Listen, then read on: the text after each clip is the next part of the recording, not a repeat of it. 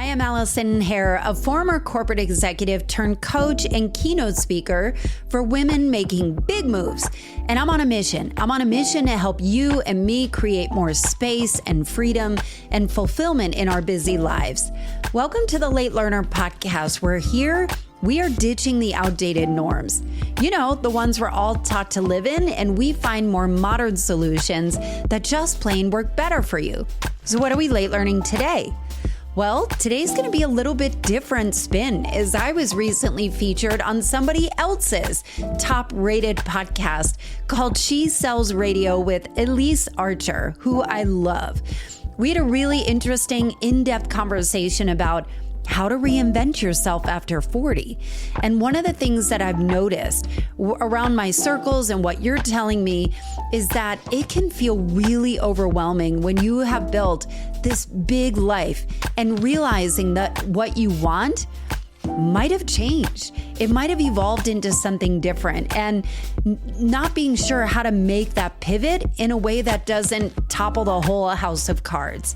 And so that's what we're talking about today. Elyse Archer is a brilliant money and mindset coach and entrepreneur and businesswoman. I was an early client of hers. And in fact, I've featured her on this podcast in episode 97, which I will link in the show notes. It's called Girl, You Need to Make More Money. In fact, and so I thought she asked such insightful questions in our conversation today that I asked her for permission to share our conversation on her podcast and her work with you here today. So before we jump in, do you get my weekly newsletter called the Reinvention Roadmap? We are all about reinvention today. It is a completely free way to go one-on-one with me. And every week I send you relatable insights, brave strategies, and action steps to get you to your next best chapter. And it always ends with a fun little twist. If you're not on the list, go to AllisonHare.com/email. Also, before we jump into this, if you want help taking that first step and seeing your goals all the way through, I've got a couple of spots left to work with me one-on-one for a 3-month outcome-driven engagement. So if you are in that position where you are considering making a big life change or even starting something new like a podcast or a career change or start a business, or maybe you just need space and clarity on what is next, let's just get on a free phone call to brainstorm. Go to AllisonHare.com/schedule and let's see what that can look like for you. Now here's my chat on the She Sells Radio podcast with Elyse Archer. Welcome to She Sells Radio. I am so excited because today I get to bring you an absolutely phenomenal woman, a phenomenal human being. What's fun is she was one of our very first graduates of the 10K Club, and you're going to hear today like what she has done, but it's so incredible to see her story and what she's built in just what I would say is a few short years. So I'll share with you her professional bio, and then we're going to get into the conversation.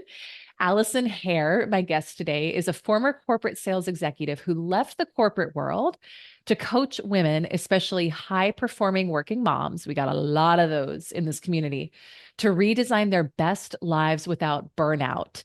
As an executive consultant specializing in sales, personal branding, podcast coaching, marketing, and personal transition strategy, she's the host of the award-winning top 1.5% globally ranked podcast, Late Learner, and a keynote speaker. She founded the Effective Collective membership designed to connect high-performing women that want to powerfully live, work, and play in full alignment. Allison, welcome to She Sells Radio. This has been a long time coming, and I know. I'm so glad to be here. Can I share a story about you, about this? Yeah, I don't know what it is. Important. No, I think it's important because as you were talking about like the 10K Club, right? Yeah. I remember you were putting together your very first retreat, and I follow you, like I watch you, and I remember looking at that retreat, and I'm thinking in my head, I'd love to go, but I'm going to tell her no. Like you hadn't asked me, like I knew at some point we could be in contact. And I remember going, yeah, maybe later or maybe some other time. And then you asked me, and I was like, yeah, I'll do it. And it changed my life. It Oh, changed my life. Isn't that funny that we wow. try and convince ourselves that we should not do the thing that we should? And then Yes. you do the opposite because you know it'll be for the greater good. And Yes. it was so much beyond my expectations and the Mm, people. I'm still in contact with the people from there, but you really do wow. put together an amazing community. And I thought Oh, it would be worth sharing because that was very pivotal in my mind of just, ah, like you're always becoming, right? You're always yes. becoming the next version of, and you played a pivotal part in it. So thank you. Oh my gosh. Thank you for sharing that. It's so funny. This morning, I was thinking about our interview and I thought about, for some reason, that I remember you had said that about the retreat, and that popped in my mind. And I was like, oh my gosh, that feels like a million years ago. It wasn't, it was just a few short years ago. Yeah. But I so appreciate that. And I think when I look at what you've done and created in your life, and we're going to talk a lot today about reinvention, Yeah. it's just really powerful to see when you kind of like in that moment where you put the fears aside and you say, you know what?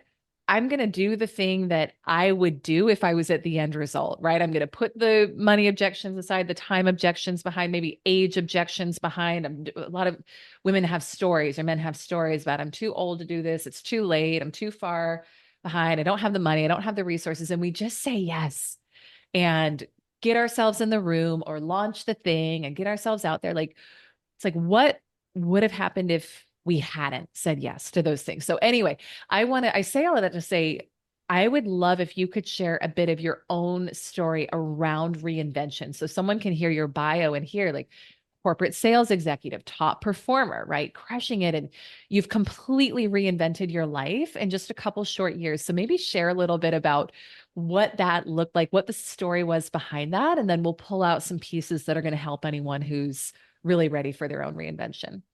Sure. Thank you for asking. Yeah. So I think when I was a teenager, I was raised by a stay-at-home mom of six children. And Mm, she used to tell me and my sisters, Allison and my sisters, never rely on a man to make money. Always make your own. And so I heard that so much, it was beat into my head mm, because she did not make that choice. And I don't feel like when my parents divorced, she didn't have options. mm. She didn't, and there's no judgment around being a stay-at-home mom. I just feel Yeah. like she was looking to us to kind of change her story. And so I took that and I became a complete workaholic. And I worked in very male-dominated spaces, was the high income earner. I was never, ever going to be left in a Mm, place where I didn't have money, I didn't have opportunity, I was stuck. My mother ended up dying sick and penniless, really, and just was chronically ill, very overweight, and I think a lot of untreated depression that lasted her whole life. And I took that as like, well, I'm going to go the opposite direction. mm. Sometimes we look at our parents and we're like, I want to be just like them. And some are like, I'm out, I'm in the opposite Yeah. direction. Yes. And so I would work and work and work and was really proud of like the strong work ethic. And my father is was also a workaholic and an international man. He was from Lebanon. He's still from Lebanon, Yeah. but he would travel all around the world. And so I felt like my life was trying to prove to my mom and to my dad and to myself that I could do all the things that my mom wished she could have done. Mm, And I got to the point where I have a degree in broadcasting. When I was younger, all I wanted to do is be on the radio. And at every opportunity in my life, I had the creative thing and then I had the stable money thing. I always picked the stable money thing and said, the creative thing, I'll just do it on the side. It'll just be for fun. mm, But that creative side kept getting louder and louder. And I also think it's interesting to note that I had convinced myself that the creative thing would not equal money. And so mm. the answer was always money, right? Like money, stability. If I have money and stability, I can deal with the rest. And so I did earn the trips and did all the sales incentive trips and had a really, I guess, impressive career on paper. But I found that the more I got deeper into it, the more I felt I was completely out of alignment. And that all of these creative things kept coming up and coming up and coming up, where it felt like the mask that I was wearing at work was like trying to come off, and I couldn't figure out how to keep it on.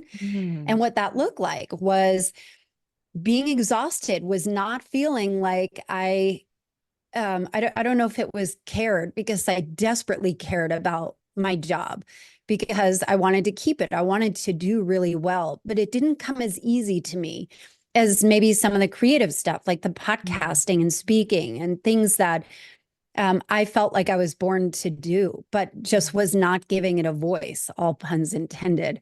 And Mm. so connecting with you and connecting with what would it look like. And I remember at that retreat that truly was life changing. My goal for that year, that the coming year, because it was December, was to leave my corporate job, and I did. And you kind of set the boundaries for that, but I had no idea what I was going to do, and and I ended up leaving on purpose without a plan, which I don't recommend. But I think I got to the point of like truly profound burnout where it was really Yeah. impacting my health, my mental health, my physical health. And I had to find another way. And I knew somewhere deep down that I had enough gifts and talents that I could pull it together somehow if I could Mm. just have the time and energy to focus on it. So I ended up leaving. I did a whole bunch of crazy stuff. Like I would do 12-hour walks, and I would do solo overnight hikes, and I would climb the tallest peaks of some of the mountains that I had never experienced before, and would do like psychedelic assisted therapy. Like I was just in it, right? Like I Yes. needed to get to the bottom of burnout. And it became really clear as I was coming out of it that I could help women like me. I could help women. I found that the reservoir for my own energy lied lied in what it was that lit me up, not in what was Mm. traditional, or at least what I was conditioned to believe. And I Yeah. think something that happens, and this is often, over 35, maybe 40, where something happens where you're like, wait a minute, all the stuff that I've been conditioned to believe, that was kind of BS, right? Yes. Where you're like, Yeah. wait a minute, I don't understand that I've checked every single box, but why am I not happy? So you feel guilt and gratitude. Like it's not like you're not grateful for it, but you feel this sense of guilt and shame of like, why can't this be enough? Why do Mm. I have this like thing on my heart? It's like almost an agitation that just this weight that will not go away until you tend to it. And I found that the opening was truly like, where do you find your energy and what is it that lights you up? And kind of giving a little bit more of a platform to that opens up everything for you. So I Mm. did end up coaching, and I thought like, well, maybe I'd want to take people on retreats and kind of do some of the crazy stuff that I did, but I could facilitate these events. And I realized, wait, I don't, the retreats are one thing, but I really want to help people long term. I don't want them to go on a retreat and come back and then feel like, all right, I've got it all. Like I wanted to help people. So the retreats are part of a program, that I'm working with people to help them kind of live a more fulfilled life without blowing up their life, unless they want Oh to. gosh. Oh my gosh. I'm sitting here taking so many notes on what you're saying, and it's so fun to hear your story because there's so many commonalities in my own story as well. And I think for many of us, we have this kind of wake up call, and it does tend to happen. Not always. It can be a traumatic event. It can happen later in life. It can happen early in life. But I think for a lot of people, it is somewhere around. I can't believe that this is considered midlife. I don't feel like I'm midlife, but I think technically that's what it is. And for me, it was age 35. And I remember it was based on reading a book by Bronnie Ware, The Top Five Regrets of the Dying. And Hmm. have you read, are you familiar with the book? No, but I'm familiar with the Oh, concept. Yeah. yeah. And it's very aligned with what you teach and do in your community. But yeah, hospice care workers sat on people's deathbeds, and she said there were five common regrets they all shared. And the number one regret was, I wish I had had the courage to live a life true to me rather than what everyone else expected of me. Yes. And whoa, like that for me was such a wake up call, because I looked around and it was exactly the same as what you said, where you look and you're like, okay, things are good. And I think probably many of our listeners might resonate as, driven, ambitious, high achieving women and men who are listening, where things in your life are probably good by a lot of people's standards. Maybe they're not, but probably for most listeners, you could say, yeah, my life is good. But where's the wow? Like, where's the pizzazz? Where's the like, oh my gosh, my life is amazing that I thought it was going to be? And so you talk about that wake up call for yourself and Hmm. realizing how much things were out of alignment. And there's a lot I want to ask you about from your story that you shared. But I think the first thing I want to ask is, if someone is looking at their life right now and they're realizing, wow, maybe they've known for a while, maybe they're listening to this and kind of opening up to it for the first time. Like, if I'm really honest with myself, there are parts of my life that are just not aligned anymore. They don't feel right. It feels like friction. It feels hard. It doesn't light me up. There can be a lot of fear in looking at that Hmm. and being open to making changes. Where does someone start with that? Where do they start? I'm going to say something a little controversial. It may be Love it. controversial. I Do have a it. little bit of a beef with the personal development industry. Hmm. And what I believe is that when we consume ourselves with so much of pathologizing, I have imposter syndrome. I deal Mm, with like labeling it, where I do think there is a lot of freedom and liberation and perhaps putting a name to it, but the consumption of it, I believe, keeps us sick. Because what mm, I know about your listeners, and I know this without a shadow of a doubt, there is nothing wrong with you. You are not broken. And yes. so you're not doing things wrong. You have just simply outgrown your container. And Mm, so what it looks like when you've outgrown your container is it may feel squished. It may not, that comfortable sweater just may yeah. not feel like it fits anymore. And part of it is like, I call it fractures of light, where it's almost like you're Mm, in an egg and you see these cracks and you start like, what if I pushed on this crack? And so wow. I think it's really important to not say that, to not assume that something is wrong with you and Yeah. that you are complete and whole. It's just your soul is kind of asking you, it's time to grow. And what does that look like? And that part is scary. It is scary. And there is a grief. There is a grief that comes along with that. And that grief is completely normal. So I believe. Mm.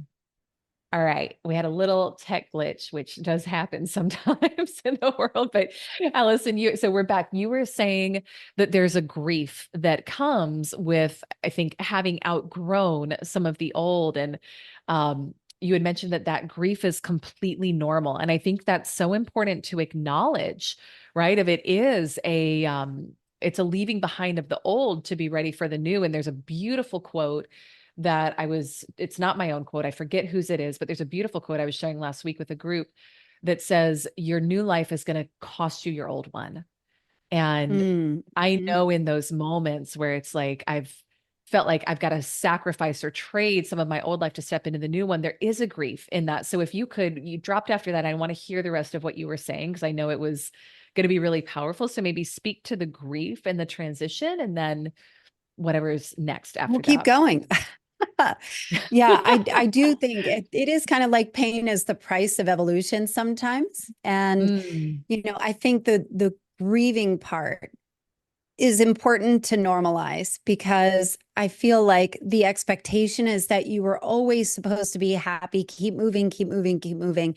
And I don't mean for that to wallow in it, but like to process it. And that, mm, grief may look like recognizing that maybe you've outgrown some people that were once close to you.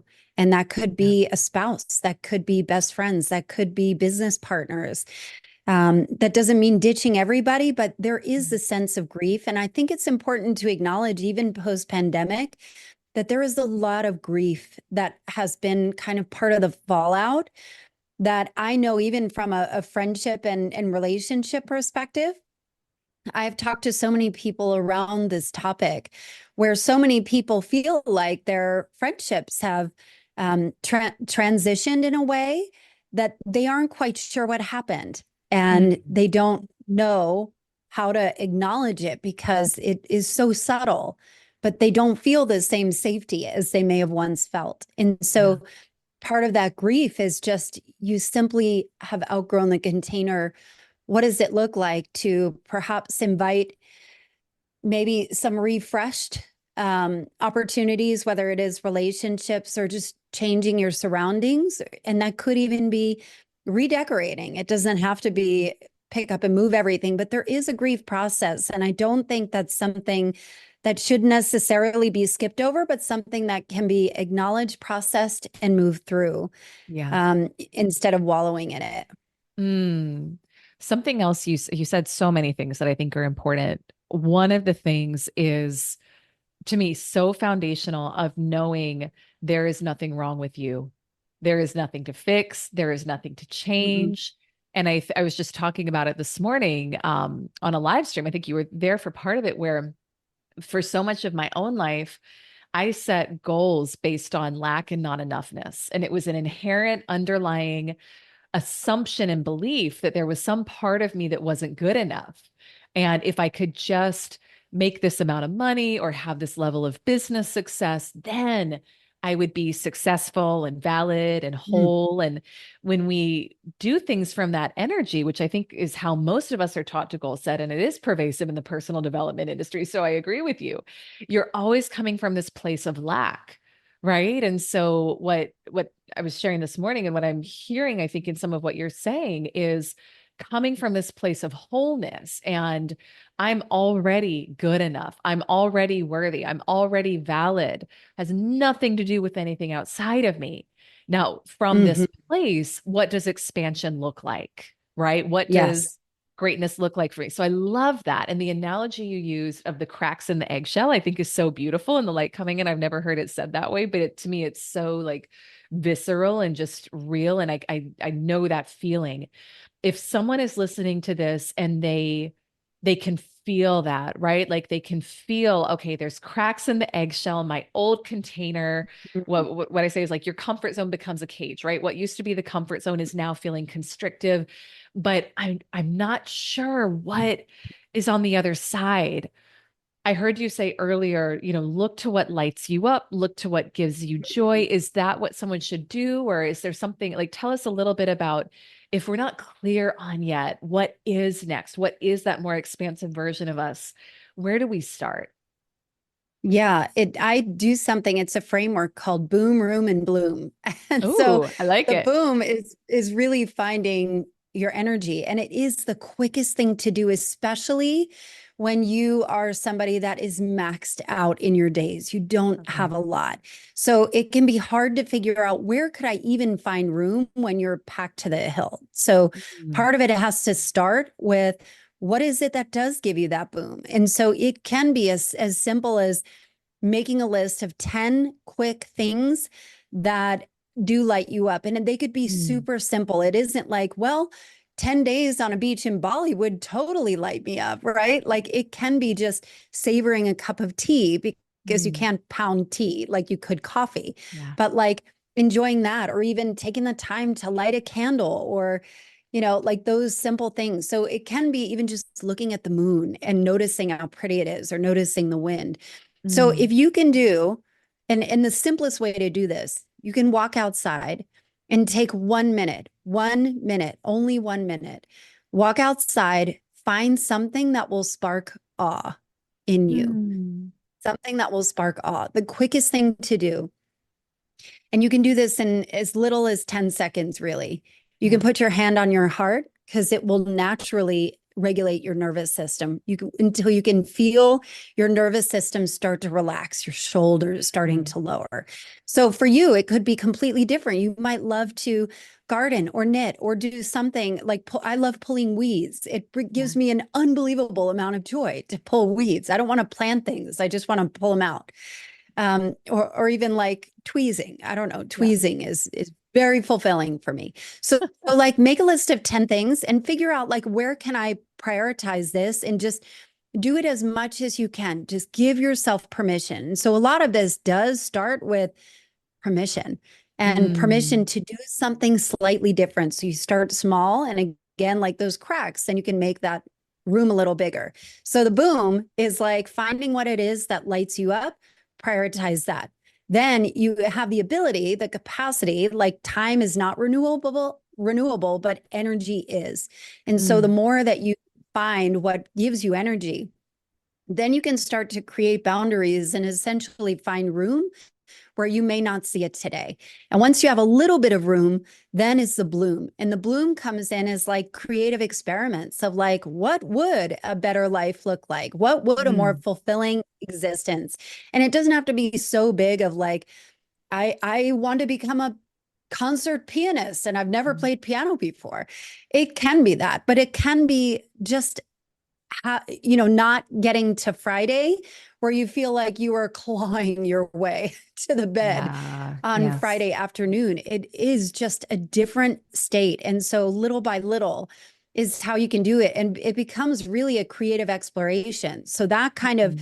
circle of that boom, room, and bloom is something that I take my clients through because sometimes you just need a little bit of sometimes you just need a little bit of permission and an Mhm. objective voice to kind of help you direct you. Because I think where people like us, people that are high performing women that are accomplished out in the world, the thought of making a change is great. But there also may be some perfectionist tendencies that of where to start when you have so many different doors you can go in overwhelms you too much where you just stop. And so Yeah.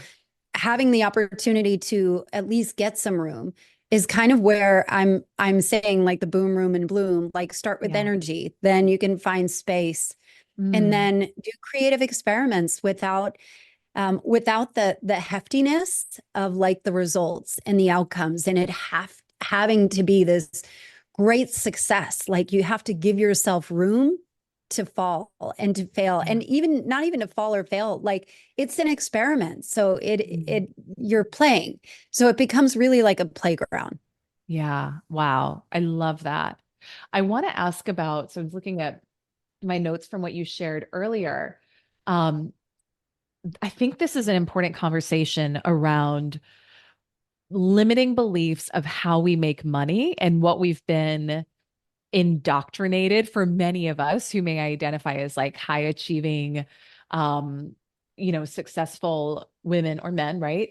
And I know it was so interesting to hear your upbringing and how you dove straight into, okay, what's going to make me money? And that was exactly what I did too. And for me, I used to, like when I was a little girl, I thought I'm super creative. I loved art. I loved singing. I loved dance. And then as I went into the business world, it was like, if it couldn't make me money, it didn't matter. I didn't put time into it. I didn't think it mattered. I didn't invest any energy into Hmm. it.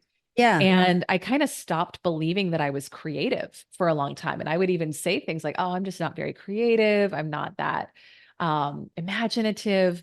And now, from where I'm sitting, having learned how to reintegrate those parts of myself, I know that bringing creativity and imagination into business is one of the best tools you can use. And it can actually make you far more money than you were making previously. But I know I had definitely a limiting belief around, if I'm going to make money, it has to be serious. I have to be in a suit. It has to be Mm. this way. And I heard some of that in your story as well. And then you made that transition where you were like, I'm just wiping it all off the table and I'm going to go all in, which I love. But how did you learn to reconcile those two? And for someone who maybe they do have a creative interest that like lights their heart on fire or they love it, Mm. but they're like, maybe they're working a 9 to 5 that they're just feeling completely burnt out and drained in. but they're afraid, oh, I don't know how I'm going to make money if I'm not doing this or on the other Yeah. side of it. Could you speak to that a little bit and how you reconciled that for yourself?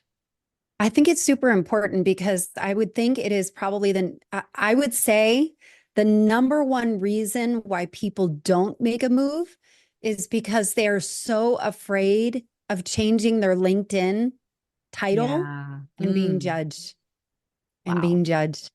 And I can't tell you how many people I talk to that are like, like, oh, she thinks she's a coach now or a consultant or whatever. And I'm like, are these people that you genuinely care about? And they're like, no, I hated them Mhm. when I worked with them. Like Yeah. it is so interesting how much the ego is wrapped into this. And I was there, like, I get it.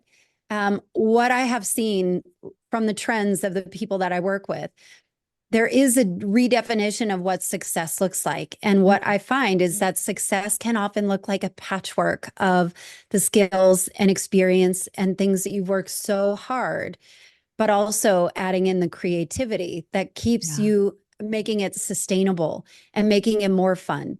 And Yeah. so having maybe more of a knitwork or a patchwork of things. So if that's possible, some people would say, what am I going to do? I'm going to quit my law firm because, to become a yoga instructor, maybe. Or maybe own a yoga studio. Maybe there is another avenue. And so I just feel like we're in a time now where anything is possible. And there's so many creative options Yeah. that were not available to us probably 20 years ago, 30 Mm. years ago. Mm. Whereas Yeah. now there are so many creative ways. And again, that is like the creative exploration, but it does require you to experiment. It does require you to try it on and maybe suspend the judgment of what are other people going to think and what are you going to think. And Mm. that is that's the work. That's the unlearning. And I Yeah. think that you're going to unlearn whether it's on your terms or not on your terms. I would Yeah. rather it be on your terms Yeah. than you being kind of flat on your butt because, or in a hospital somewhere because you've burned yourself into the ground. And I'm not Yeah. saying that is going to be your fate, but there is a time when, like either that choice is going to be made for you or you're going to make that choice. And if Yeah. you have the capacity to make that choice for yourself, what would it look like to experiment without risk?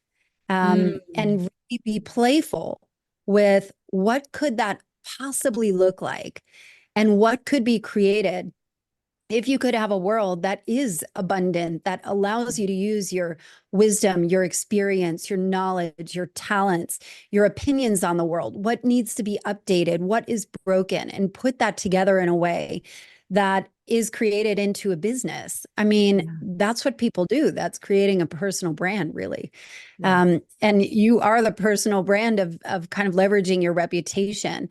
But what I think is the crime part is putting like the dancey Elyse on a shelf and the Mm. Elyse that loves to sing on a shelf because you need to Yeah. be businesswoman Yeah. Elyse that can sit at a boardroom with a bunch of men and Right. talk manly. So Yeah. I think it's really more of an integration process than it is Yeah. anything else. Yes. Oh my gosh. Yeah. You said a couple things there I want to pull out. And one of them is just knowing, and you said this earlier, your soul wants to expand. So I think that's why we're here. I think that it's about you coming in and learning and connecting with that fullest expression of yourself and having experiences that help you find that. And so, because we're wired for expansion, if we ignore the voice for too long, if we ignore the pull for too long, you will tend to manifest something that may not be pleasant or may not be what you would have chosen, but it's a wake up call. It's an opportunity. And this is why a lot of times when people get a life threatening diagnosis or they have a car accident or a trauma, it's like then they'll actually look around at their life. But what you're saying that I love is we don't have to wait for that. And we can proactively be asking ourselves questions and growing and evolving and be pushing that edge in terms of kind of how we view ourselves and our self concept.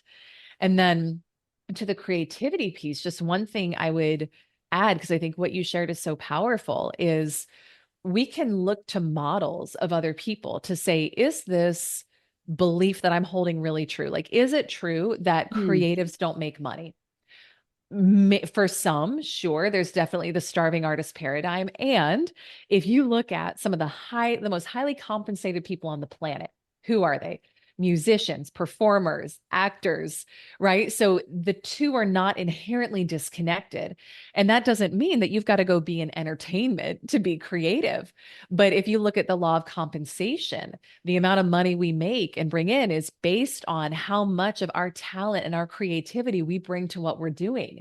So if you're checking the box in a corporate job, just like taking mechanical action, fulfilling a job description, you're leaving behind so many of your gifts and talents on the table. So you're not nearly maximizing the amount of money you could be making if you brought all of you to that, whether that looks like a promotion in the company, whether it looks like you starting your own company. And I know when I kind of shifted that belief in myself. Like I make way more money now being creative, bringing that energy into our business than I did when I had a belief of, oh, you can't make money that way. So I just think that's so powerful because for a lot of people, when they look into what lights me up, what brings me joy, there is going to be probably an element of creativity or things they used to love when they were kids that they've put to the side or said, oh, that's not practical or I can't Mm. make money. But what I love that you're sharing is even if it's not doing that exact thing, what are the elements of it? What are the attributes of it? And how can you start to bring that into the fold, into like that patchwork that you were discussing? So this is amazing. I could talk to you about this for 10 hours and I know we would still have more, but I want to honor your time. So I know you've got some beautiful resources that we'll share, and I'll have you speak Mhm. to those in a minute. Let's just wrap with, I think, maybe one final word of advice before you share that. One final word of advice. If you think back to Allison, kind of before your reinvention, when you were feeling that pull, but maybe feeling fear, feeling self doubt, feeling worry about leaving behind those things that are known, what would you have told yourself then that you needed to hear that maybe someone in that same space could be benefited from? I'd love to say that whatever I would have said, I would have listened, but I wouldn't have. Good point. I do. I want to be true because Yeah. I don't know that I would have listened, but I do Yeah. think that I believe that life is the sum of your relationships, not your achievements. Mm, And when you invest in the relationships that you have, and the ones that you want to cultivate and meet, life gets so much richer. yeah. And that could be as close as the people in your home and people that you that mentor you and cheer you up and lift you up. You can redefine all of that. And that was a really big lesson for me, was Mm, kind of shedding maybe some people in my life that were so important at one point, but it evolved in a way that needed to be recategorized. And my little heart and mind took a minute to figure out what that was. But as soon as I started to get my relationships in alignment, everything started to snap into a place where I felt so much more supported than feeling mm, like I was kind of alone on an island and didn't really know who I could trust and support yeah. going forward in this, kind of it is uncertain when you leave your corporate career with no plan and or trying to build it from scratch. And Yeah. so I have a friend of mine named Renee, and Renee took me aside and said, hey, when you leave your job, you need to be absolutely ruthless with who you spend your time with. And I was like, what do you Mm, mean?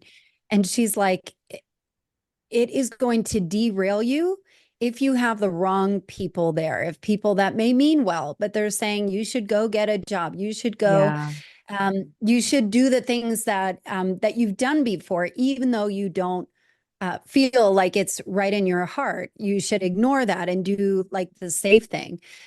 It will derail you. So you need to be absolutely ruthless with it. And I thought that was really profound advice that obviously I remember today. Yeah. But Mm. even putting it into practice of having those, your happiness and joy and success is truly the sum of your relationships, not the sum of your achievements. I love that so much. That's so beautiful. So maybe I Sweet. did listen to one thing. Yeah, you did. There you go. One piece of advice. Yeah, no, I think that's amazing advice. And that's amazing advice for anyone, right? Whether they're in a Yeah. intentional reinvention phase or not, just remembering that and remembering that richness is about a lot more than money or achievements. But it is those relationships that we surround ourselves with. So yeah, that's beautiful. Share with everyone, please, where can they connect with you? I know you've got a free training or two, a free guide or two that you want to share Yeah. as well, which I'd love to get people connected with. So please take a moment and share. Thank you so much for that. You know how I Mhm. was talking about the boom, like what makes you Yes. boom? I've got a free download, a free resource that has 40 different ideas, but also a worksheet for you. It's super simple. So if you are busy and just need a little bit of thought joggers, it's the perfect way to do it. You can go to AllisonHair.com, hair like the rabbit, two L's and an IALLISON hair.com/energy. I would love to hear from you. If you got anything from this, you can DM me on Instagram. I always love to hear from Elise's people and our audience. They're always the best people. Mm, And my podcast, Late Learner, I have 200 and I don't know, 30 episodes now. mm, Has been an esteemed guest on it. mm. I probably need to have you back on. I would love But to. it was amazing, but would love to hear from you and so Mm. grateful for you, Elyse. Thank you for Yeah. this. Thank you. This was so fun and so profound. And I just know how much of the world right now is feeling this call to reinvent and is maybe feeling lost or uncertain or scared. And I know I've had a couple of defining moments in my life when I felt like it was really time to reinvent. And so I think what you shared today is so powerful and so helpful. And you're a living example that we can do it, and we can do it maybe not fearlessly, but we can do it elegantly, and we can do it with excitement, and we can do it and that there's something better waiting for you on the other side. And so I just so appreciate your story and what you've created and your time today. So thank you. Thank you, Elyse. It was a joy. Oh my gosh. All right. Well, to you, my listener, I know you Yay. enjoyed this episode. This was such a beautiful conversation. Go connect with Allison online, grab her download. We'll link everything in the show notes. As always, I'm so grateful for you being a listener of She Sells Radio. We'll see you on our next episode. Bye for now.